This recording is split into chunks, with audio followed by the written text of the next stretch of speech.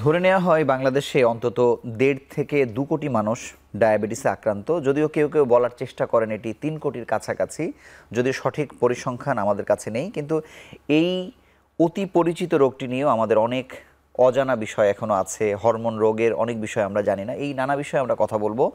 আরোগ্য নিকেতনের আজকের বিষয় আমরা দিয়েছি জানা অজানাই ডায়াবেটিস ও হরমোন রোগ। এ বিষয়ে কথা বলতে আমাদের স্টুডিওতে উপস্থিত হয়েছেন দেশের স্বনামধন্য একজন হরমোন ও ডায়াবেটিস রোগ বিশেষজ্ঞ। আমাদের সঙ্গে আছেন অধ্যাপক ডাক্তার মোহাম্মদ রুহুল আমিন, সাবেক বিভাগীয় প্রধান, ডায়াবেটিস ও হরমোন বিভাগ, ঢাকা মেডিকেল কলেজ হাসপাতাল।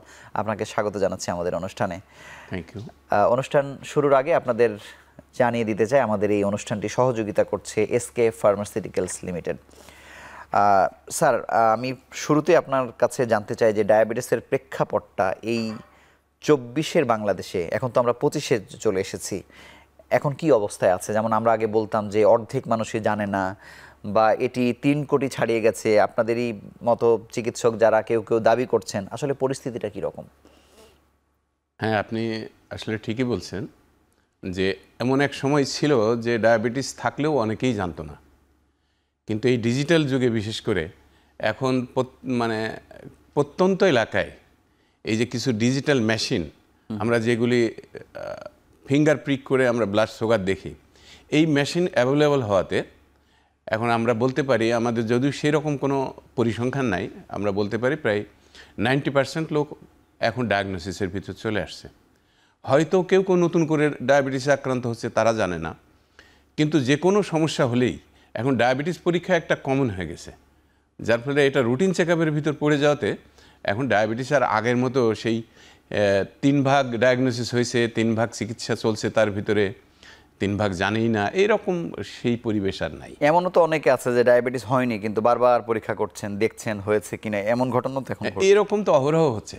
বিশেষ করে যাদের ফ্যামিলি হিস্ট্রি আছে অথবা যাদের ক্লোজ কোনো বন্ধু বান্ধব ডায়াবেটিসে আক্রান্ত, তারা যে কোনো সমস্যা হলেই প্রথমে তারা ডায়াবেটিসটা পরীক্ষা করে দেখে যে কোনো ডায়াবেটিস হলেও কিনা। এবং আমাদের একটা জনগণেরও, মানুষেরও একটা কমন ট্রেন্ড হয়ে গেছে যে কোনো সমস্যা হলে তুই ডায়াবেটিসটা একটু পরীক্ষা করে দেখতো। যার ফলে এখন আমি যেটা বলছিলাম যে বেশিরভাগ লোকই এখন ডায়াবেটিস হলেই খুব তাড়াতাড়ি আর্লি ডায়াগনোসিস হয়ে যায়, যেটা আগে দেখা গেলো কমপ্লিকেশন হওয়ার পরে ডায়াগনোসিস হতো, এখন এরকম হয় না। আরও বড় একটি খবর হচ্ছে যে মানে 1 কাপ চায়ে একটা চিনি নিতে গেলেও মানুষ যেন চিনি নয় ডায়াবেটিসকে দেখছে, মানে ব্যাপারটা এরকম হয়ে গেছে আর কি, মানুষ ভয় পায়। স্যার, জানতে চাই যে আপনি এই যে ডিজিটাল প্রযুক্তির প্রসারের কারণে আমরা যে এত সহজে প্রত্যন্ত অঞ্চলে জানতে পারছি, পরীক্ষা নিরীক্ষার তো অনেকগুলো পথ আছে, হাসপাতালে আছে, একটা টিপ দিয়ে মানুষ জানতে পারছে, আবার ডিজিটাল প্রযুক্তি জানতে পারছে। এইখানে আসলে কোনো ভুলভ্রান্তি হয় কিনা, বা আইডিয়াল পরীক্ষা নিরীক্ষাগুলো কি কি, বা আবার কত সহজেও জানতে পারে, এই এরিয়ায় যদি একটু বলেন। মানুষ মাত্রে যেমন ভুল হয়, মেশিনেরও এরকম ভুল হয়। আমার অভিজ্ঞতা দীর্ঘদিনের, এই ঢাকা শহরে বিভিন্ন জায়গায় আমি রুগী দেখছি, প্র্যাকটিস করছি, বিভিন্ন বড় বড় হাসপাতালে কাজ করছি। আমি দেখছি ছোট ল্যাবগুলির কথা বাদ দিলাম, খুব প্রমিনেন্ট যে ল্যাবগুলি আছে, খুব নাম করা, সমস্ত বাংলাদেশব্যাপী যাদের সুনাম, এই রকম ল্যাবেও অনেক ভুল হয়। মেশিনগুলি, বিশেষ করে আমরা ওই যে ডিজিটাল মেশিনগুলি, আমরা গ্লুকোমিটার বলি যেগুলি, এইগুলি মানে ডায়াগনোসিস কনফার্ম করার জন্য এগুলি ব্যবহার করতে বলি না। তবে ইদানিং যত দিন যাচ্ছে তত সফিস্টিকেটেড মেশিন আসছে, এবং আমরা দেখছি প্রায় সময়ই যে ল্যাবে টেস্ট এবং এই সমস্ত মেশিনগুলিতে টেস্ট খুব বেশি ডিফার করতেছে না। যেটুকু ডিফার করে সেটা হচ্ছে যে আপনার যে ব্লাডটা আমরা মেশিনে টেস্ট করছি সেটা ক্যাপিলারি ব্লাড, আমরা যেটা ল্যাবে টেস্ট করছি সে ভেনাস ব্লাড। এই যে ক্যাপিলারি থেকে ভেইন পর্যন্ত যাওয়া, এই সময়েও কিছু গ্লুকোজ কমে, যার ফলে একটু ডিফার তো করবেই। তাছাড়া প্রকৃতপক্ষে টেকনিক্যালি এখন এই মেশিনগুলি, এই গ্লুকোমিটারগুলি বিভিন্ন কোম্পানি, ভালো ভালো কোম্পানি যেগুলি এখন সাপ্লাই করতেছে, প্রায় মানে সমসাময়িক এবং প্রায় সমান সমান হয়ে গেছে। কিন্তু একবারে ভুল তথ্য দেয় এরকম বলা যায় না। না, তা তো আছেই, ভুল তথ্য তো অহরহই হতে পারে। ভুল তথ্যের কারণ অনেকগুলি। না, বলছি একেবারেই ভুল তথ্য দিল, একদম উলটপালট তথ্য, এরকম হতে পারে। অসম্ভব কিছুই না, এরকম হয়ই, এরকম আমরা এখনো পাচ্ছেন। একই মেশিন ঠিক একসময় ঠিক একসময় ভুল দিতে পারে। কারণ কি, যে আমরা যে স্ট্রিপগুলি, আমরা যে কাঠি দিয়ে পরীক্ষা করি, এই কাঠিগুলি বাতাসের সংস্পর্শে আসলে এর কার্যকারিতা আস্তে আস্তে হ্রাস পায়। আচ্ছা, যার ফলে আমি আজকে হয়তো ব্লাড সুগার দেখলাম হচ্ছে একই লোকের, যে ব্লাড সুগার আমি দেখব 25, হয়তো অন্য সময় দীর্ঘক্ষণ বাইরে রেখে দিলে সেইটা কমে যেতে পারে, হয় 10 হইতে পারে, 5 হইতে পারে, তাহলে তো পুরো উল্টাপাল্টা হয়ে গেল। যার ডায়াবেটিস আছে তার ডায়াবেটিস নেই দেখা গেল। কিন্তু স্যার বাংলাদেশে যেহেতু শুধু নিবন্ধিত ল্যাবের সংখ্যা 10,000-এর বেশি, আবার অনিবন্ধিত কত আছে এটির কোনো হিসেব নেই, কিন্তু অনেক সময় দেখা যায় যে শীর্ষস্থানীয় চিকিৎসকদের কাছে গেলে তারা একটু সন্দেহ করেন বা বলেন আবার পরীক্ষা করিয়ে নিয়ে আসেন বা ভালো কোনো ল্যাব থেকে। কোন কোন ক্ষেত্রে আপনারা এটি বলেন, কখন সন্দেহ হয়? প্রথমত আমরা যখন পড়াশোনা করছি, প্রথমে আমাদের বলা হয়েছে যে ল্যাব এবং ক্লিনিক্যাল এর ভিতর যদি ডিফার করে, তোমরা ক্লিনিক্যালের ভ্যালুটাকে বেশি গুরুত্ব দিবা। তো এরকম একজনের দেখলাম কোনো লক্ষণ নাই, কিন্তু সে তার ব্লাড সুগার হাই আসছে, সেই সমস্ত ক্ষেত্রে আমরা মনে করি যে তাহলে এটা আবার রিচেক করি। আর একটা ল্যাবের নাম দেখলেই যে আমরা বলবো যে না এটা ঠিক না, এরকম আজকাল আর করা হয় না। আচ্ছা, আজকাল আর এরকম করা হয় না, একসময় ছিল এরকম, এই ল্যাব না, এটা দেখা দরকার নেই। কারণ এখন মেশিনগুলি প্রায় প্রত্যেক সবাই তার রেপুটেশনের জন্যও তারা চেষ্টা করছে। রেপুটেশনের জন্য শুধু না, আর আমাদের অবশ্যই এগুলি মনিটরিংও আছে, যার ফলে খুব ম্যাসিভ ভাবে নাই স্যার, একেবারে ম্যাসিভ খারাপ ল্যাব, ম্যাসিভ খারাপ নাই, কিন্তু ম্যাসিভ যে আপনার নিয়ন্ত্রণের ভিতরে আছে ব্যাপারটা আবার এমন না, কারণ জনবল তো আসলে নাই, আপনি কাদেরকে দিয়ে পরীক্ষা করাবেন। কিন্তু স্যার আমি আরেকটি জানতে চাই যে যদি কারো এরকম সমস্যা হয় তখন আপনারা ফাইনালি কোথায় যেতে বলেন?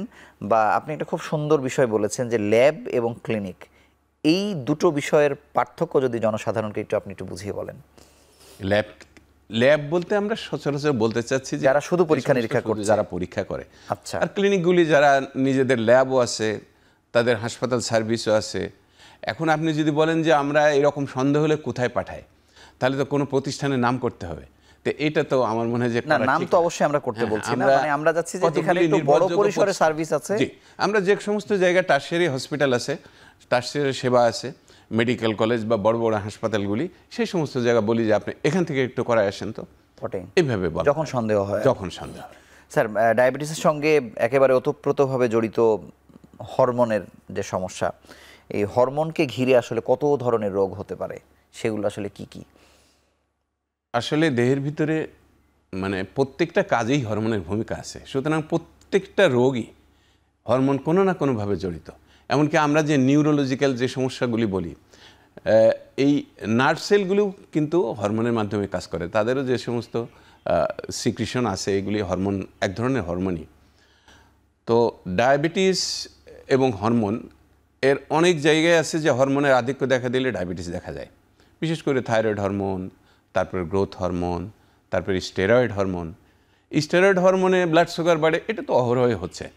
সবচেয়ে বেশি কষ্ট আমরা পেয়েছি যখন করোনার সময়, কারণ করোনার সময় স্টেরয়েড দেওয়াটা একেবারে রুটিন প্র্যাকটিস ছিল, যে প্রয়োজন হলেই মানে শ্বাসকষ্ট হয়েছে বা যে কোনো কারণেই হোক, খুব জ্বর হয়েছে, আমরা স্টেরয়েড দিতাম, এই সময় ব্লাড সুগার বাড়তো। সুতরাং হরমোনের সাথে ডায়াবেটিসের অন্যান্য হরমোনের সাথে, কারণ ডায়াবেটিস নিজেও কিন্তু একটা হরমোনজনিত রোগ বটেই, কারণ ডায়াবেটিস হয় ইনসুলিনের অভাবে অথবা ইনসুলিন ঠিকমতো কাজ না করলে। এই ইনসুলিন তো আসলে একটা হরমোন বটেই। স্যার আমরা যদি এটা, আপনি থাইরয়েডের প্রসঙ্গ চলে এসছে আর কি, মানে ডায়াবেটিসের সাথে থাইরয়েডের সম্পর্ক যদি একটু বুঝান সহজ করে। ডায়াবেটিসের সাথে থাইরয়েডের অনেকভাবে সম্পর্ক আছে। প্রথমত ডায়াবেটিস যে মেকানিজম হয়, বিশেষ করে অটোইমিউন যে সিস্টেমের মাধ্যমে, যে দেহের রোগ প্রতিরোধ ক্ষমতা যখন দেহের বিরুদ্ধে কাজ করে তখন থাইরয়েড ডিজিজ হতে পারে। ঠিক একই প্রক্রিয়ায় ডায়াবেটিস হতে পারে, বাত হতে পারে, অ্যাজমা হতে পারে। এই সমস্ত রোগগুলি দেখা যাচ্ছে যে ডায়াবেটিস হলে থাইরয়েড হরমোনের সমস্যা হওয়ার সম্ভাবনা বেশি। আবার থাইরয়েড রোগীদেরও পরবর্তী ক্ষেত্রে এই সমস্ত কারণেই ডায়াবেটিস হওয়ার সম্ভাবনাও বেশি। এবং আমরা এই একইভাবে দেখি যে হরমোনের সাথে রিলেটেড প্রেশার যাদের বেশি আছে তাদের আবার ডায়াবেটিস হওয়ার সম্ভাবনা বেশি। আবার ডায়াবেটিসের রোগীদের পরবর্তী ক্ষেত্রে প্রেশার হওয়ার সম্ভাবনা বেশি। সুতরাং থাইরয়েডের রোগীদের আমরা সবসময়ই অবশ্যই ডায়াবেটিস চেক করব। আবার একইভাবে ভাইস ভার্সা বলতে পারি যে ডায়াবেটিসের রোগীদেরও ফার্স্ট সেটিংয়েই দেখা উচিত তার কোনো হরমোনাল ডিসঅর্ডার আছে কিনা, কারণ ট্রিটমেন্টের ক্ষেত্রেও এর কিছু ইমপ্লিকেশন আছে, এর কিছু প্রায়োগিক দিক আছে। কারণ ট্রিটমেন্ট করতে গেলেও আপনাকে দেখতে হবে ওই রোগগুলি যদি একই সাথে না ট্রিটমেন্ট করেন তাহলে ডায়াবেটিসের ট্রিটমেন্টও ভালো হবে না, আবার থাইরয়েডের ট্রিটমেন্ট করছেন, ডায়াবেটিসের ট্রিটমেন্ট করছেন না, তাহলে থাইরয়েডের অন্যান্য কমপ্লিকেশনগুলি বাড়তে থাকবে। স্যার আমরা ইদানিং আসলে দেখি যে নিউনেটোলজিস্টরা একেবারে ডে 1-এ বা উইদিন 7 ডেজের ভেতরে বাচ্চাদের একটি থাইরয়েড টেস্ট করায়। এটির কারণ কি স্যার? এটা বাংলাদেশে আসলে কমন না, কিন্তু বাংলাদেশে কমন না, কিন্তু শুরু হচ্ছে। বাংলাদেশে শুরু হচ্ছে, জি। দেখা হচ্ছে যে কারণ হচ্ছে যে আমরা নিওনেটদের যদি থাইরয়েড ডিসঅর্ডার খুব তাড়াতাড়ি ডায়াগনোসিস করতে পারি, তাহলে তাদের আইকিউ ডেভেলপ করে। এই যদি তারা দীর্ঘদিন এই থাইরয়েড ডিসঅর্ডারে ভোগে, আমরা বলি ক্রেটিনিজম, তো এই অবস্থা থেকে উত্তরণের জন্য যত তাড়াতাড়ি তার ডায়াগনোসিস হবে, তার ব্রেন ডেভেলপমেন্টটা তত ভালো হবে। কারণ জন্মের পরেও ব্রেন ডেভেলপমেন্টের কিছু বাকি থাকে, যার ফলে আমরা যদি তখন তাদের যদি হাইপোথাইরয়েডিজম থাকে বিশেষ করে, তাহলে সেই সমস্ত বাচ্চারা হাবাগোবা হয়। আমরা বিশেষ করে এই শব্দটা ইউজ করতাম আয়োডিন ডেফিসিয়েন্সির ক্ষেত্রে, যে আয়োডিনের অভাব হলে পারে থাইরয়েড ডিসঅর্ডার হয়, সে সমস্ত বাচ্চারা আইকিউ কম হয়, তারা বোকা হয়। হ্যাঁ, তো এই কারণেই বাংলাদেশ বাইরের দেশে সেরিব্রাল পালসি বা এদিকে ফেলবেন, এরকম ডাউন সিনড্রোম, সেরিব্রাল পালসি, এগুলি ভিন্ন জিনিস। এগুলি ভিন্ন জিনিস। থাইরয়েড ডিসঅর্ডার এটা হাইপোথাইরয়েডিজমের জন্য মেইনলি হয়। মানে এই ধরনের মানে কশাস না, মানে সেন্স তুলনামূলকভাবে একটু কম থাকে আর কি। অবশ্যই না, আইকিউ টোটাল কম, বুদ্ধি কম, তারা পড়াশোনায় খারাপ হবে। এটা মানে সাধারণ মানুষের মতোই চলাফেরা করবে, সাধারণ মানুষের ভিতর মতো অনেক চলাফেরা হবে, কিন্তু আবার প্রতিবন্ধীও না, কিন্তু প্রতিবন্ধীও না। আচ্ছা, কিন্তু এটাও এক ধরনের প্রতিবন্ধিতা। যখনই আইকিউ কম হবে তখন তো এটা এক ধরনের প্রতিবন্ধী। স্যার আমি যদি ডায়াবেটিসকে, হরমোনকে বা থাইরয়েডকে মানে এক পাল্লায় রাখি, তাহলে এই তিনটায় কতটা জেনেটিক্যাল? আসলে তিনটা তো ভিন্ন রকম। জেনেটিক্যালি যদি আমরা বলি, ডায়াবেটিস হচ্ছে সবচেয়ে বেশি জেনেটিক্যাল প্রোন। কত পার্সেন্ট স্যার? এইটা টাইপ 2-র ক্ষেত্রে কোনো ক্ষেত্রে বাবা মা দুইজনের যদি হয় 100%। টাইপ 1-এর ক্ষেত্রে বাবা মা দুইজনে থাকলে একরকম, বাবার থাকলে একরকম, মায়ের থাকলে একরকম, এইরকমভাবে ভিন্নতা আছে। বংশের টুইন যদি থাকে, টুইনের থাকলে একরকম, টুইন যদি আইডেন্টিক্যাল টুইন হয় তার জন্য একরকম। এটা অবশ্যই, কিন্তু থাইরয়েডের ক্ষেত্রে এটা কম, তবে থাইরয়েডেরও এটা প্রায় 7%-এর মতো পেশেন্ট দেখা যায় যে তাদের বাবা মার থাইরয়েড ডিসঅর্ডার ছিল। ডায়াবেটিসের ক্ষেত্রে যে এত বেশি, সেখানে কি আত্মীয় স্বজনের বিয়ে যদি হয়, চাচাতো, মামাতো, খালাতো, ফুফাতো, এটি একটি বড় প্রভাব ফেলে কিনা? এই ব্যাপারে তো এক কথায় বলা যায় এটা না মন্তব্য করাই ভালো। কারণ কি, যে আপনি ডায়াবেটিস মুক্ত সংসার কোথায় পাবেন বলেন তো? এখন যেখানে আপনি বললেন 1.5 থেকে 2 কোটি মানুষ বাংলাদেশে ডায়াবেটিস, এমন কোনো পরিবার নাই যেখানে ডায়াবেটিস নাই। তাহলে অন্য ফ্যামিলিতেও বিয়ে করলেও যদি ডায়াবেটিসের আধিক্য থাকে, তাহলে গল্প একই রকম। অবশ্যই, ওই তো বললাম বাবা আমার ডায়াবেটিস আছে, মানে তার 100% ডায়াবেটিস। সব ডিসিপ্লিনের মানুষই কিন্তু কোনো না কোনো ভাবে আত্মীয় স্বজনের মধ্যে বিয়েটাকে নিরুৎসাহিত করে। এই প্রসঙ্গে যদি এই ব্যাখ্যাটা, এটা অবশ্যই এই ব্যাখ্যা বলা যায় যে আত্মীয় স্বজন যদি ডায়াবেটিস থাকে, পরস্পর সবারই যদি থাকে, তাহলে ভিতরে বিয়ে থা না দিলে বাইরে দিলে কিছু তো সুবিধা আছেই। অবশ্যই মানে লোডটা ডাবল হয়ে গেল।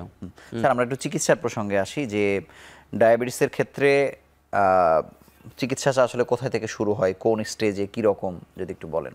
ডায়াবেটিস এখন যেহেতু আমাদের ডায়াগনোসিস খুব সহজ হয়ে গেছে, আমরা ডায়াগনোসিসের ক্ষেত্রে যদি প্রথমে দেখি খুব বেশি হাই ব্লাড সুগার নাই, তাদের একটা ওজিটিটি টেস্ট করে দেখি যে কনফার্ম হওয়ার জন্য যে আসলে ডায়াবেটিস আছে কিনা। এখন অবশ্য HbA1c পরীক্ষা করেও ডায়াবেটিস আমরা ডায়াগনোসিস করতেছি। এরপরে আমরা তার একটা পেশেন্টকে টোটালি আমরা তখন জাজ করি, অ্যাসেস করি যে আদৌ তার এখনই কোনো ট্রিটমেন্ট শুরু করা লাগবে কিনা।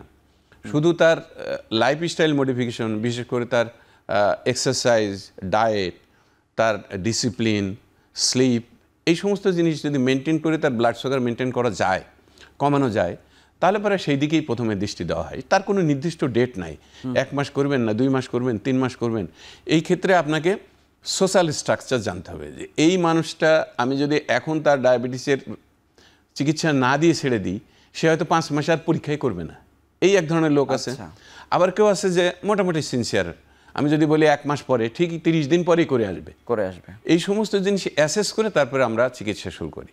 যার মনে করি যে এই রুগীটা হারানোর সম্ভাবনা আছে, যদি তার আমরা চিকিৎসা না দিই, সে আস্তে আস্তে যত দিন যাবে তত কমপ্লিকেশনে ভুগবে, তত জটিলতায় ভুগবে, আমরা লো ডোজে হলেও বিশেষ করে মেটফরমিন শুরু করি। মেটফরমিন শুরু করার সুবিধা হচ্ছে এই যে মেটফরমিনে হাইপো হয় না। হাইপো বলতে আমরা বুঝি ব্লাড সুগার যতটুকু থাকার কথা তার চেয়ে কমে যায় না, যে এই এই সুবিধার কারণে মেটফরমিন দিয়ে শুরু করা হয়। আমরা শুধু না, সমস্ত বিশ্বের একই ট্রেন্ড। আর যদি কারো কিছু সমস্যা থাকে, আমরা বলি কোমরবিডিটি, অর্থাৎ অন্য এমন রোগ যে রোগে মেটফরমিন সমস্যা করতে পারে, সেই ধরনের রোগ আগে দেখে নিই যে তার কিডনিতে কোনো সমস্যা আছে কিনা, বা তার মেটফরমিন খেলে তার পেটে কোনো সমস্যা আছে কিনা, লুজ মোশন বা এরকম সমস্যা, যে সমস্যাতে মেটফরমিন কন্ট্রাইন্ডিকেটেড, দেওয়া যাবে না, সেই সমস্ত ক্ষেত্র ছাড়া মেটফরমিন দিয়ে আমরা ডায়াবেটিসের চিকিৎসা শুরু করি। আর সিনসিয়ার যদি মনে করি তাহলে তাকে লাইফস্টাইল মডিফিকেশনের জন্য চেষ্টা করি। তারপরে ধীরে ধীরে 1টা 2টা 3টা বা কোনো সময় কোনো ওষুধই কাজ হচ্ছে না, তখন ইনসুলিন শুরু করি। এইটাই ডায়াবেটিস চিকিৎসার মানে আপাতত ট্রেন্ড। আপনি একটা খুব ইন্টারেস্টিং বিষয় বলেছেন যে রোগীকে পড়া, মানে রোগীর চরিত্র তো মানে এত বছর থেকে দেখতে দেখতে তো বুঝে যান, মানে এটাকে কতগুলো ক্যাটাগরিতে ভাগ করবেন স্যার, সেটা একটু জানতে চাই। এইটা না জানলে একজন ডাক্তার পূর্ণ ডাক্তার হতে পারবে না। রোগ এবং চিকিৎসা জানলেই ডাক্তার হওয়া যাবে না। অবশ্যই রোগীকে জানতে হবে, মন বুঝতে হবে, রোগীর মন। আমাদের স্যাররা যখন আমাদের পড়াতেন বলতেন তোমরা পকেট বায়োপসি করবা। পকেট বায়োপসি মানে এর চিকিৎসা নেওয়ার কেমন সঙ্গতি আছে, সে কি মেটফরমিন খেতে পারবে না আরও ভালো ওষুধ খেতে পারবে, এইগুলিও দেখতে হবে। সে কি আদৌ চিকিৎসা নিবে, এমন লোক আমাদের অনেকেই আছে, তার স্ত্রী এসে বলল যে তার স্বামী আসতে চায় না, ধরে নিয়ে আসছি। তার মানে কি চিকিৎসার ক্ষেত্রেও তার এরকম হয়তো জোর করেই চিকিৎসা করা লাগবে। সেগুলি আমাদের পড়তে হয়, সেগুলি আমাদের জানতেই হবে। না জানলে আমরা প্রকৃতপক্ষে চিকিৎসা দিতে পারবো না, যতই চিকিৎসা বিদ্যায় আমরা পণ্ডিত হই না কেন, সম্ভব না। স্যার, এই যে একটি মিথ বলবো না ভুল বুঝাবুঝি বলবো, ডায়াবেটিসের ক্ষেত্রে যেটি হয় যে একজন হয়তো জেনেছেন তার ডায়াবেটিস আছে, কিন্তু তিনি চিকিৎসার ভেতরে ঢুকতে চান না বা পরীক্ষাই করতে চান না, যদি দেখা যায় তার ডায়াবেটিস আছে, মানে এটি মানে তাকে ধ্বংসের কোন দ্বার প্রান্তে নিয়ে যাচ্ছে। আছে কিন্তু অনেকের ভিতরে যে পরীক্ষা করলেই তো জানতে পারবো যে আমার ডায়াবেটিস। আমি বলি যে এটা খুবই ইম্পর্টেন্ট কোশ্চেন, এই কারণেই যে আমরা যখন ডায়াবেটিস হবে একটা রোগীর, যত দিন যাবে তার জটিলতা বাড়তে থাকবে, যত ব্লাড সুগার হাই হবে তার জটিলতা বাড়তে থাকবে, এমন এক পর্যায়ে যাবে যে যখন তার কোনোভাবেই আর চিকিৎসা করা সম্ভব হবে না। সুতরাং আমরা যখনই কারোর কোনো ডায়াবেটিস ধরা পড়বে, আমাদের উচিত তার একটা সুন্দর কাউন্সেলিং করা, তার একটা পরামর্শ দেওয়া যে ভাই তুমি যে মনে করতেছো তুমি পরীক্ষা না করলে তুমি বেঁচে যাবে, আসলে তা না। কারণ এটা হচ্ছে একটা নীরব ঘাতক, ভিতরে ভিতরে কখন যে কত ক্ষতি করে ফেলবে সে বুঝতেও পারবে না। সুতরাং তাকে বলতে হবে যে আপনি রেগুলারলি আপনি চেক করবেন এবং ট্রিটমেন্ট আপনার ক্ষমতা মতোই নেন, কিন্তু যে কোনো ভাবে আপনাকে চিকিৎসা করাতে হবে। আর বাংলাদেশের মতো জায়গায় তো চিকিৎসা খরচ অনেক কম।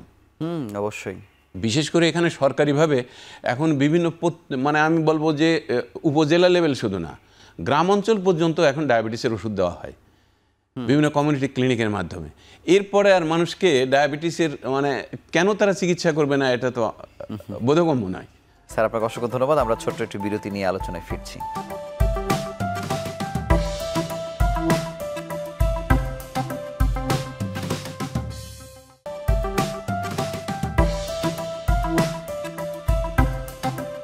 স্যার, এই বিরতির আগে আমরা যেমন বলছিলাম যে পরীক্ষা করলেই জেনে যাবে তাই আসবে না, একইভাবে আছে যে ডাক্তারের কাছে গেলেই ডায়াবেটিসের ওষুধ ধরিয়ে দেবে এবং ওষুধটি সারা জীবন খেতে হবে। কেন খাবো, মানে এখানে একটু আপনার বক্তব্য জানতে চাই। হ্যাঁ, এটা শুধু ওইটা না, এটা আপনার এর ভিতর আরেকটা পয়েন্ট আমার বোধহয় মিস হয়ে গেছে। জি স্যার। সেটা হচ্ছে ওষুধ ধরায় দেবে, শুধু তাই না, অনেকে মনে করে ইনভেস্টিগেশন কত টাকা খরচ হবে, এটাও একটা সমস্যা তাদের জন্য। তো এই ক্ষেত্রে আমরা বলি যে অবশ্যই মানে একই কথা, পরামর্শ তার সাথে এমনভাবে করতে হবে সাথে যাতে সে বুঝতে পারে যে না, তার ডায়াবেটিস পরীক্ষাও করা উচিত, ডায়াবেটিসের চিকিৎসাও করা উচিত। না করলে ডায়াবেটিস, একটু আগে যেটা বললাম যে নীরব ঘাতক, এটা তাকে ভিতরে ভিতরে শেষ করে ফেলবে, কোনোভাবেই সে এখান থেকে নিস্তার পাবে না। ডায়াবেটিস যদি সে কন্ট্রোল না করে, ডায়াবেটিসই তাকে কন্ট্রোল করে দেবে। আজ যে ঘুরে বেড়াচ্ছে, সুখে শান্তিতে বসবাস করতেছে, হেঁটে বেড়াচ্ছে, কিন্তু কয়েকদিন পরে আসে চলতে পারবে না। ডায়াবেটিসের বিভিন্ন কমপ্লিকেশন, ডায়াবেটিক ফুট হলো, তাহলে তো তার পার ঘা হয়ে সে মারা যাবে। হার্ট অ্যাটাক হলো, স্ট্রোক হলো, তাহলে তো সে আরও আর্লি মারা যাবে। সুতরাং সেই জিনিস মানে জীবনের চলাফেরাটা ডায়াবেটিস দ্বারা তখন নিয়ন্ত্রিত, তখন ডায়াবেটিস নিয়ন্ত্রণ। ডায়াবেটিস যেটি আপনি অলরেডি শুরু করেছেন, আমি সেই জায়গায় যেতে চাচ্ছিলাম যে একটি ডায়াবেটিস, যেমন আমরা কিডনি রোগের ক্ষেত্রে দেখছি যে 50% ক্ষেত্রে উচ্চ রক্তচাপ বা ডায়াবেটিস সেগুলো হচ্ছে সব থেকে বেশি ভূমিকা রাখছে।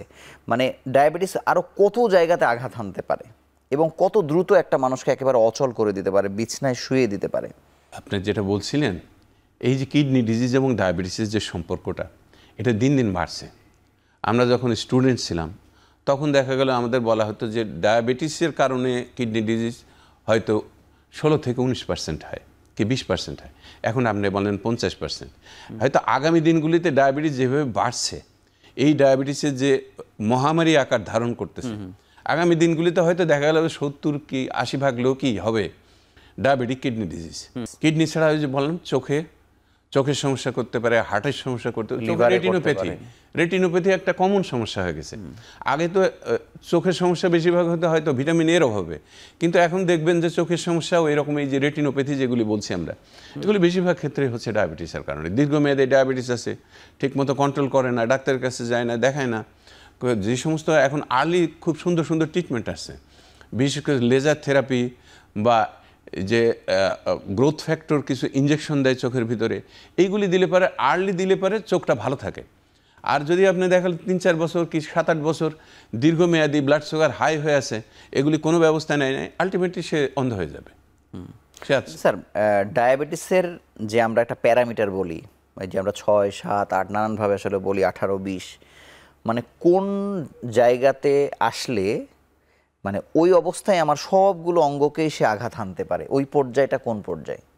আমরা ডায়াবেটিস পর্যায়ে সেটা বলতে পারি, যেরকম খালি পেটে 7-এর বেশি, 7 বা 7-এর বেশি, ভরা পেটে 11 বা তার বেশি, 11.1 বলি, এত পয়েন্ট না বললে আমরা সহজ কথায় বলতে পারি 7-7-এর বেশি, 11 বেশি। এই পয়েন্টগুলিকে মানে নির্ধারণ করা হয়েছে ওই কারণে যে দেখা যায় যে এরপর থেকেই এই কমপ্লিকেশনগুলি, এই জটিলতাগুলি তৈরি হয়। আর যত ব্লাড সুগার বাড়তে থাকবে, জটিলতার সম্ভাবনা তত বেশি এবং তার আয়ুষ্কাল তত কমতে থাকবে। কিন্তু স্যার, আমরা ইব্রাহিম কার্ডিয়াক, যেহেতু বাংলাদেশ ডায়াবেটিক সমিতির মাধ্যমে তো এত বেশি ছড়িয়ে যাচ্ছে বা তাদের অনেকগুলো সেন্টার আছে, সেখানে যেমন কাউন্সিলর আছে, বা সরকারি হাসপাতালে যেহেতু এত জনবলের ভিতরে কাউন্সিলর বা অন্যান্য জনবল আসলে নাই, এবং এখানে একটি ডায়াবেটিসের সমস্যা হলে তাকে অনেকগুলো জায়গাতে পাঠানো হয়, রেটিনোপ্যাথি দেখা হয়, ডায়াবেটিক ফুটের কোনো আশঙ্কা আছে কিনা, এটি সরকারিতে কতটুকু এটি মেনটেন করা যায় বা কতটুকু করা হয়? সরকারি চিকিৎসা ব্যবস্থা কিন্তু এখন আমূল পরিবর্তন হয়েছে। এখন সরকারি উপজেলা লেভেলেও এইরকম কাউন্সেলিংয়ের ব্যবস্থা করা হচ্ছে।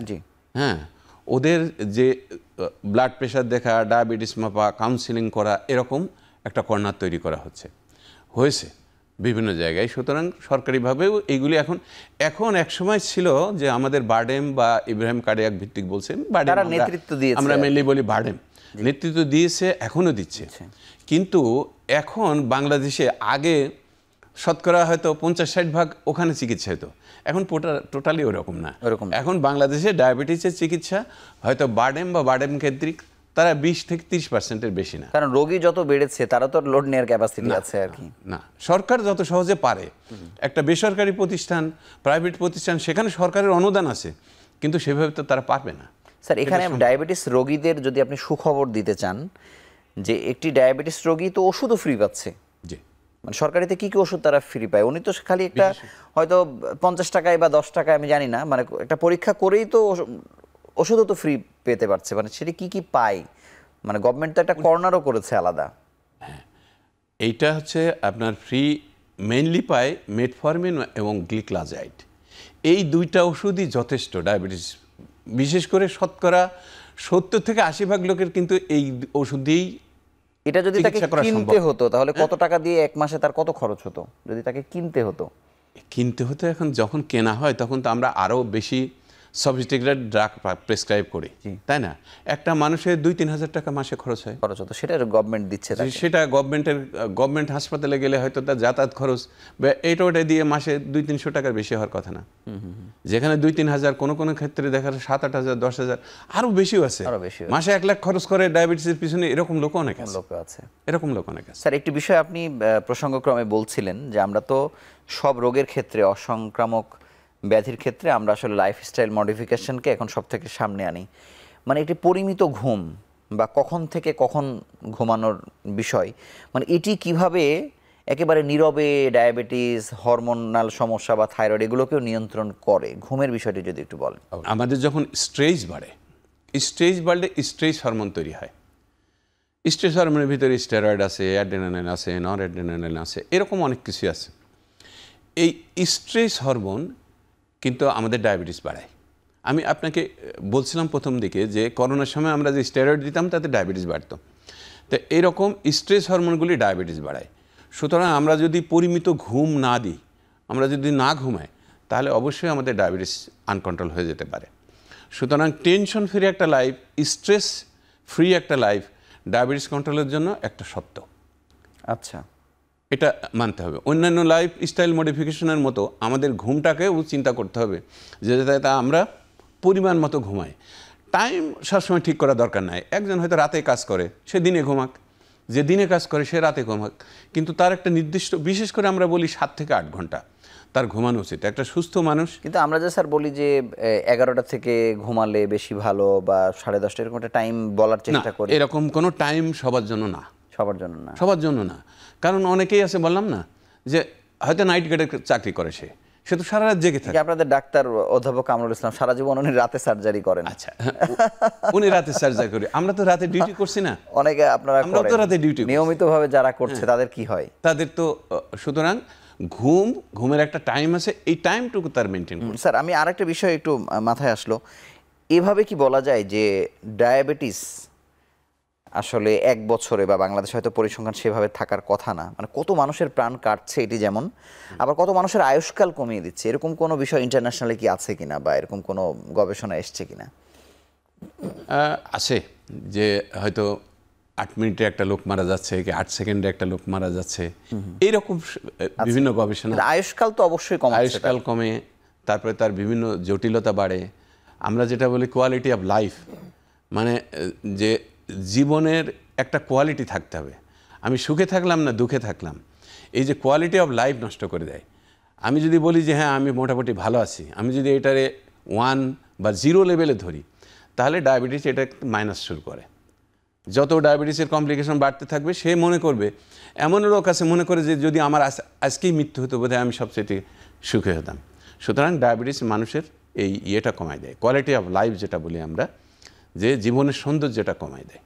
স্যার, আপনাদের জীবনের তো অনেক এক্সাম্পল রোগীদের ক্ষেত্রে, মানে খুব অল্প সময়ে মারা গেছে বা তারা কল্পনাও করেনি ডায়াবেটিস তাকে আসলে ধরে ফেলেছে, এরকম একটা এক্সাম্পল আমাদেরকে স্যার দিতে পারেন কিনা?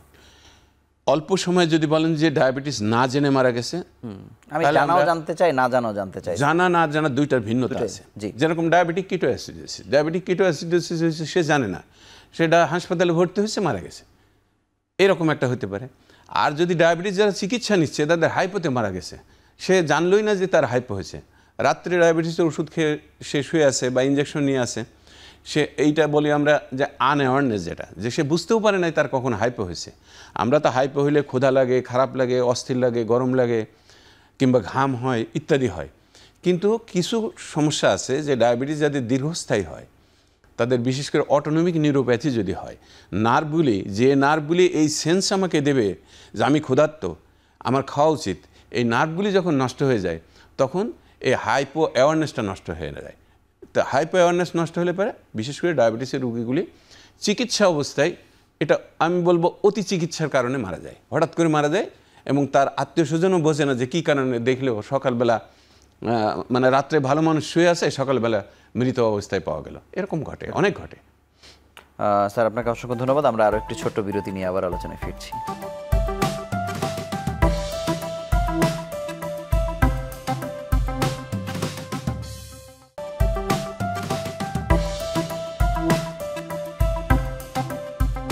অধ্যাপক রুহুল আমিন, আপনার কাছে জানবো যে আপনি জানেন যে বিগত 5-6 বছর ধরে ডায়াবেটিসের চিকিৎসা নিয়ে এক ধরনের কন্ট্রোভার্সি তৈরি হচ্ছে আর কি। চিকিৎসকরা দিচ্ছেন, আবার চিকিৎসক কিন্তু হয়তো তিনি এই ডিসিপ্লিনের না, ফাস্টিং সহ খাবার দাবার নানা ধরনের চটকদার বিজ্ঞাপন আসলে চলছে।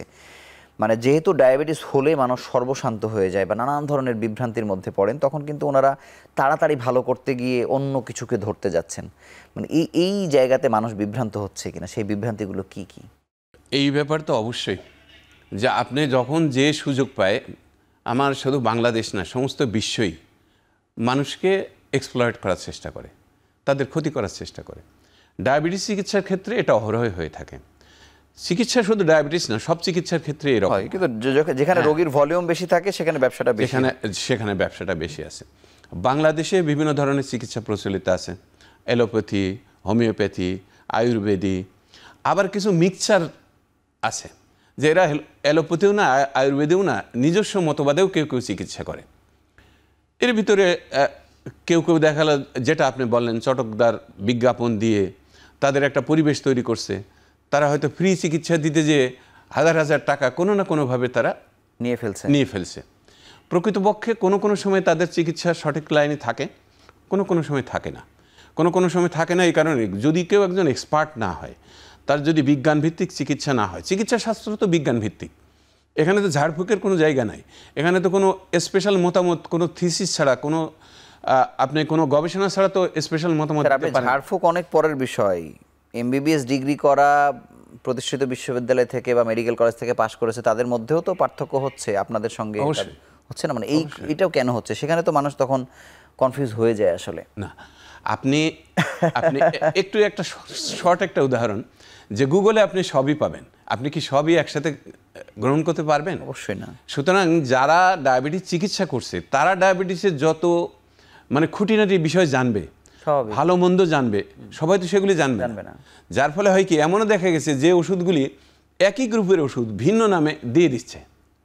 আমি ধরলাম মেটফরমিনই একজন প্রেসক্রাইব করলো, একটা কোম্পানি, আরেকটা কোম্পানি, আরেকটা কোম্পানি, তিনটা কোম্পানির তিনটা নাম।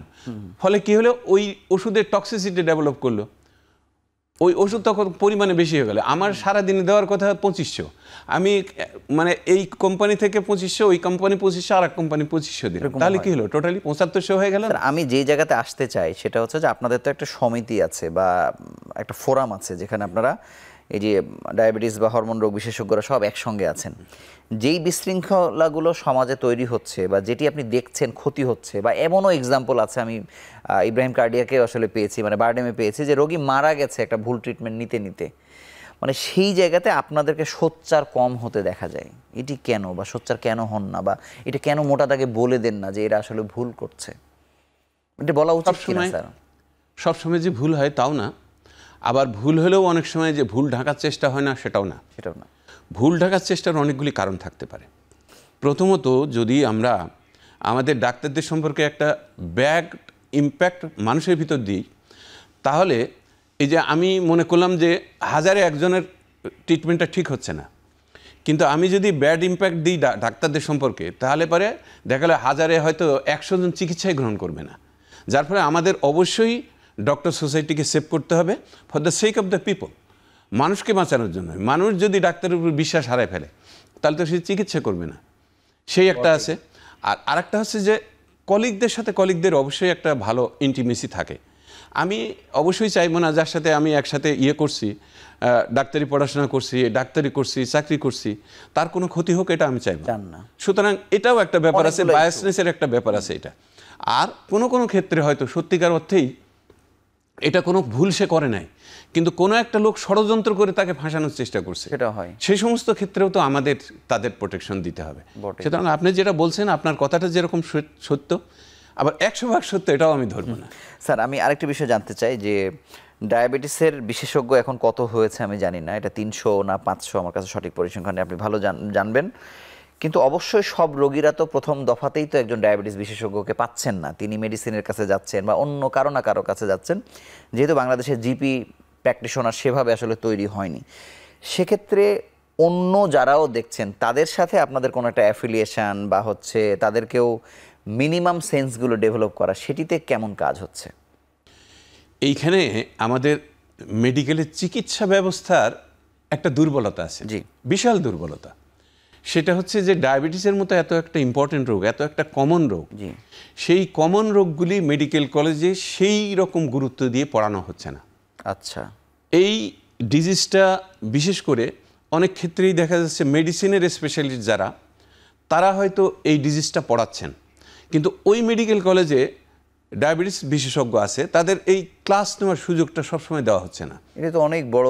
এটা যদি হয়, তাহলে সত্যিকার অর্থেই সমস্ত ডাক্তার ডায়াবেটিস সম্পর্কে ভালো জানতে পারবে না। কিন্তু আমি মনে করি যে আমাদের যত ডাক্তার আছে, এমবিবিএস, বিশেষ করে এমবিবিএস হোক, হোমিওপ্যাথিক হোক, অ্যালোপ্যাথি হোক, আয়ুর্বেদিক হোক, প্রত্যেকটা ডাক্তারকেই ডায়াবেটিস সম্পর্কে একটা ভালো জ্ঞান থাকতে হবে। এই ভালো জ্ঞান দেওয়ার শুধু এইটা দিতে পারলেই আমরা মনে করি যে প্রত্যেকটা সেক্টর থেকে একটা সুন্দর ট্রিটমেন্ট আসতে পারে।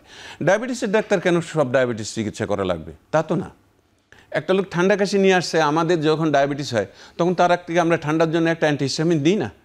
তাহলে একটা মেডিসিনের ডাক্তার কি ডায়াবেটিসের ওষুধ দিতে পারবে না? অবশ্যই পারবে, এবং সেই যোগ্যতা তাকে সৃষ্টি করতে হবে। এই যোগ্যতা আপনি যদি সৃষ্টি করতে চান তাহলে মেডিকেল কলেজে অবশ্যই যারা এই বিষয়ে অভিজ্ঞ বিশেষজ্ঞ ডাক্তার দিয়ে তাদের ক্লাসগুলি নেওয়াতে হবে। তাহলে পরে আমি মনে করি বাংলাদেশে ঘরে ঘরে ডায়াবেটিস বিশেষজ্ঞ তৈরি করার কোনোই প্রয়োজন হয়। স্যার, ডায়াবেটিস মানে কিন্তু শুধু ডায়াবেটিস না, ডায়াবেটিস তো হচ্ছে একটা অক্টোপাসের মতো আর কি, যে অনেকগুলো রোগকে সে নিয়ন্ত্রণ করে আর কি। সেক্ষেত্রে এই যে কথাটি আমি আজকে প্রথম আপনার কাছে শুনলাম যে মেডিসিনের ওনারা পড়াচ্ছেন, আপনারা পড়ালে আরও ভালো হতো, এটি আসলে মেডিকেল কারিকুলাম বলি বা হচ্ছে এখন তো স্বাস্থ্য শিক্ষা অধিদপ্তর আছে, মানে সেই জায়গাতে বা বিসিপিএস এর মাধ্যমে এই আলোচনাগুলো কি উঠেছে কিনা কখনো, বা কেন এটি বাস্তবায়ন হচ্ছে? অবশ্যই এটা উঠছে, এবং যে কারিকুলাম তৈরি হচ্ছে এই কারিকুলামে যদিও আমার ইনভলভমেন্ট ছিল না, কিন্তু আমি বিএমআরসির পরিচালক হিসাবে একসময় কাজ করছি, চাকরি করছি। তখন আমি কারিকুলাম যারা ছিল তাদের সাথে, এবং আমাদের যে সমস্ত সংগঠন আছে আপনারা বললেন, এই যে অ্যাসোসিয়েশন আছে বা সোসাইটি আছে, এরা তাদের সাথে আলাপ করছে, এবং প্রত্যেকটা ক্ষেত্রেই এইগুলি বলা হয়েছে। বলা যে হয় নাই তা না, কিন্তু এখন একটা জিনিস আছে আপনারা জানেন যে কেউই তাদের ক্ষমতাটা আসলে ছাড়তে চায় না। বিকেন্দ্রীকরণ বলা যত সহজ, করা কিন্তু এত সহজ না, যার ফলে অনেক সময় এটা উপেক্ষিত হয়। সব সময় হয় তা না, সবাই যে একই চোখে দেখে তা না। বিসিপিএসের অনেক ডাক্তার আছেন, অনেক মেডিসিনের ডাক্তার আছেন যারা মনে করে যে অবশ্যই এটা ডায়াবেটিসোলজিস্ট যারা আছে তাদের ডায়াবেটিস চিকিৎসার, অনেকে মনে করেন, সবাই মনে করেন না, সবাই কখনো মনে করবেও না।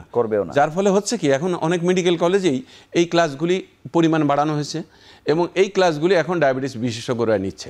আচ্ছা, শুরু হয়েছে এটা অবশ্যই আপনি যেটা বললেন, সব ফোরামে এটা আলাপও হয়, এবং এটা আস্তে আস্তে অগ্রগতিও হচ্ছে। স্যার, আপনাকে অসংখ্য ধন্যবাদ। আমরা শেষ বিরতি নিয়ে আবার আলোচনায় ফিরছি।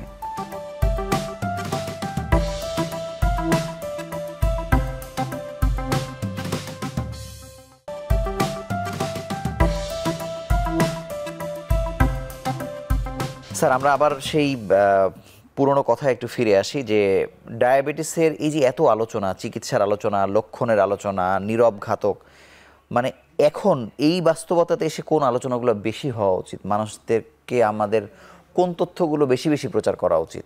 সাধারণ মানুষের কি বেশি জানা উচিত?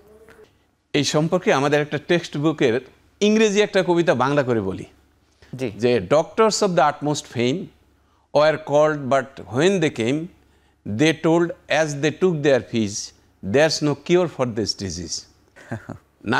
নামি দামি ডাক্তার আসলেন, রুগী দেখলেন, দেখার পর ফিটা নিলেন, নিয়ে যাওয়ার সময় বললেন এই রুগীর আর কিছু করার নাই। এই পরিবেশ যাতে না হয় এই জন্য ডায়াবেটিসের জন্য সবচেয়ে বেশি প্রয়োজন এর প্রিভেনশনের দিকে নজর দেওয়া। বটেই, ডায়াবেটিসের লক্ষণ ধরা পড়ার বা ব্লাড সুগার একটু হাই হওয়া বা প্রি ডায়াবেটিস হওয়া, এই অবস্থায় যদি আমরা প্রকৃতপক্ষে তার প্রিভেনশনের জন্য চেষ্টা করি, বিশেষ করে লাইফস্টাইল, তাহলে শতকরা 50 থেকে 60% রুগী হবেই না ডায়াবেটিসের। আচ্ছা, সুতরাং আমরা যদি প্রথমেই ডায়াবেটিস যদি নাই হয় তাহলে তো আমাদের ডায়াবেটিসের এই পিছনে এত জাতীয় ব্যয়ও হবে না, হবে। তাহলে আমরা প্রথমে করতে পারি কি, প্রিভেনশনের জন্য অনেক ব্যবস্থা আছে। আমরা আরও কতকগুলি জিনিস বলতে চাই যে জিনিসগুলি হয়তো আমাদের সম্ভব হবে না। বর্তমান সভ্যতায় এই যে মোবাইলে আমি বললাম যে ডিজিটাল মেশিনগুলি আমাদের সুবিধা কী দিয়েছে, আমরা ডায়াগনোসিস করতে পারছি, কিন্তু এই ডিজিটাল সিস্টেম আমাদের ক্ষতিও করতেছে। মোবাইলের যে মাইক্রোওয়েভগুলি আছে, এই মাইক্রোওয়েভগুলি দিনরাত, আমি এখানে বসে আছি, হাজার হাজার কোটি কোটি মাইক্রোওয়েভ কিন্তু আমার এখানে আসছে। এই হরমোনের যে সমস্ত কোষগুলি, এই কোষগুলি কিন্তু খুব সফট, খুব নরম, তারা কিন্তু খুব শক্ত না। দিনের পর দিন আঘাতে হয় কি, এদের ক্ষতি হয়, যার ফলে আজকাল হরমোন রোগ বাড়ছে, ডায়াবেটিস রোগ বাড়ছে। এই সমস্ত ক্ষেত্রেও আমরা প্রোটেকশনের জন্য চিন্তা করতে পারি, মোবাইল কোম্পানিগুলিকে বলতে পারি যে মাইক্রোওয়েভ কত কম ব্যবহার করে আপনারা আমাদের এই সেবাগুলি দিতে পারেন, সেদিকেও আমাদের নজর দেওয়া যেতে পারে। এটা পৃথিবীতে এই আলোচনা আছে তো? অবশ্যই, আলোচনা আছে, চেষ্টাও হচ্ছে। হচ্ছে কিন্তু কিছু জায়গায় তো আমি যেরকম রাত্রে মোবাইলটা আমার মানে বালিশের কাছে না নিয়ে তো শুতে পারি না, কারণ এটা আমার একটা এসেনশিয়াল পার্ট হয়ে গেছে। বা মানে এটা চিন্তা করাই আসলে যায় না, চিন্তা করাই এখন যায় না। মানে আমাদের ব্যক্তিগত সচেতনতা কি এটা কি আলাদা করে রাখার বা কোনো ব্যবহার বিধি এরকম আছে যেটা আমি একটু উপকারী হতে পারি? হ্যাঁ, ব্যক্তিগত ক্ষেত্রে অনেক জায়গায় চেষ্টা করা হচ্ছে। বিশেষ করে বড় বড় অফিসগুলিতে তারা কিছু এক্সারসাইজের ব্যবস্থা করে, যেগুলি দেখা যাচ্ছে আবার স্ট্রেস রিলিফের জন্য তাদের কিছু সময় দেয়, কিন্তু সব অফিসে এটা সম্ভব না। আর ব্যক্তিগত পর্যায়ে যেটা আমরা করতে পারি, আমাদের করণীয় হচ্ছে যে এখন খাবার দাবার দিকে বিশেষ করে নজর দেওয়া, যাতে ক্যালোরি ইনটেক বেশি না হয়, যাতে আমরা মোটা না হয়ে যাই। আমাদের ওবেসিটিটা এখন একটা বড় প্রবলেম, এবং এই ওবেসিটি ডায়াবেটিসের একটা বড় কারণ হয়ে দেখা দিচ্ছে। ওবেসিটির কারণের ভিতরেও আমাদের যে ফুড অ্যাডাল্টারেশন, ভেজাল খাবার বা খাদ্যের যে বহুমুখীকরণ, বিভিন্ন ধরনের খাদ্য আসছে। কতগুলি খাদ্য, যেরকম আপনি যদি সহজ কথায় বলেন, আমরা এখন প্রোটিনের চাহিদা মেটানোর জন্য যে ব্রয়লার মুরগি খাই, ব্রয়লার খারাপ বলবো না, কিন্তু ব্রয়লার মুরগি 2 মাসে 2 কেজি ওজন বাড়ায়, 2 কেজি ওজন তৈরি করে। তাহলে তারা কি দিচ্ছে? হরমোন দিচ্ছে। এই হরমোন তো দিনের দিন, যেদিন আপনি জবাই করছেন সেদিন তো শেষ হয়ে যাচ্ছে না। যে ব্রয়লার যে ফিড যেগুলি বলি, যে এই ফিডগুলি দিনের দিন তো শেষ হয়ে যাচ্ছে না, যার ফলে হচ্ছে কি, এই খাদ্যগুলির মাধ্যমে আমাদের ভিতরে হরমোন ঢুকে যাচ্ছে, যে স্ট্রেস হরমোন। কিন্তু এটি কি পরে খাওয়া বা আগে খাওয়া, এটার মধ্যে কি মানে এটি মানে মানে মাত্রায় কম শরীরে আসার কোনো ভূমিকা আছে? নাই তো কোনো। পরে খাওয়া বা মানে আপনি মুরগি আজকে জবাই করলেন না, অবশ্যই আছে। আপনি যদি 5 দিন মুরগিকে বাড়ি এনে রাখেন, এনে অন্যান্য খাবার, ন্যাচারাল খাবার দেন, ওই খাবার থেকে সে যদি মুক্ত হয়, কিছু হলেও তার হরমোন অন্তত সেগুলি সেটা তো আমাদের এই নগর সভ্যতে সম্ভব না। স্যার, তবে আমার আরেকটি বিষয় জানার, যে রাষ্ট্রের তো আপনি জানেন যে ব্যয় কম স্বাস্থ্যের ক্ষেত্রে, কিন্তু ডায়াবেটিস এমন একটি রোগ, অনেকগুলো বহুমুখিতা আছে খরচের, কিন্তু ডায়াবেটিসের ওপরে যদি আরও বাজেট বাড়ানো হতো, তাহলে আসলে এই যে কর্মক্ষমতা বাড়া বা একটা মানুষের যে পঙ্গু হয়ে না যাওয়া, বা রাষ্ট্রকে আরও অনেক বেশি দেওয়া, এই নানানভাবে যে উপকারী মানে উপকার পাবার যে একটি বিষয় আছে, মানে এটিতে বাজেট আরও কত বাড়ানো যায়? আমরা মনে করি যে স্বাস্থ্য খাতে যদি কোনো বাজেট বরাদ্দ হয়, সেটা জাতির জন্য একটা মঙ্গলজনক।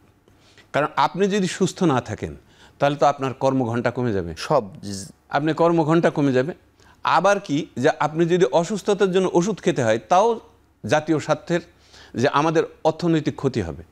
সুতরাং ডায়াবেটিস যেহেতু একটা ইম্পর্টেন্ট রোগ, এবং এটা যেহেতু উত্তরোত্তর বৃদ্ধি পাচ্ছে, আগামী দিনগুলিতে এগুলি বাড়বে ছাড়া কমবে না। সুতরাং এর উপরে অবশ্যই বাজেট বৃদ্ধি করা উচিত, এবং এইটা বৃদ্ধি করা, এটা আমি মনে করব যে জাতীয় উন্নতিতেই এটা ইনভেস্ট করা অবদান রাখবে। স্যার, আপনাকে অসংখ্য ধন্যবাদ আমাদের সঙ্গে যুক্ত হওয়ার জন্য, এবং আবারও আন্তরিক অভিনন্দন জানিয়ে আজকের মতো দর্শকদের ধন্যবাদ। আপনাকে অবশ্যই ধন্যবাদ। একটি ডায়াবেটিস, স্যার প্রথমে বলছিলেন যে ডায়াবেটিসকে যদি আপনি নিয়ন্ত্রণ না করেন, ডায়াবেটিস উল্টো আপনাকে নিয়ন্ত্রণ করবে। তাই ডায়াবেটিসের আমরা যেমন আগে বলতাম 30 বছরে বা 40 বছরে একবার পরীক্ষা করে দেখুন, এটি এমন মহামারীর পর্যায়ে গেছে, আজকে যারা আমাদের প্রোগ্রাম শুনছেন, তিনি যে বয়সেরই হন না কেন, একবার দেখে নিন, বা পরিবারে যদি কারো থেকে থাকে, আপনি অনিবার্যভাবে পরীক্ষা নিরীক্ষা করে দেখুন আপনি কি অবস্থায় আছেন। কারণ আপনি যত আগে জানবেন, আপনার বাঁচার আশা যত বাঁচবে, একই সঙ্গে আপনি নানাভাবে এই সমাজে, এই রাষ্ট্রকে কন্ট্রিবিউট করতে পারবেন। তবে অবশ্যই রাষ্ট্রকেও দেখতে হবে যে আমাদের জনগণকে সুরক্ষায় রাখার জন্য আরও কতভাবে চিন্তা করা যায় বা বাজেট বাড়ানো যায়। তো এই ছিল আজকের পর্বে। আগামী পর্বে আবারও নতুন কোনো বিষয় নিয়ে হাজির হব। সেই সময় পর্যন্ত ভালো থাকুন, সুস্থ থাকুন।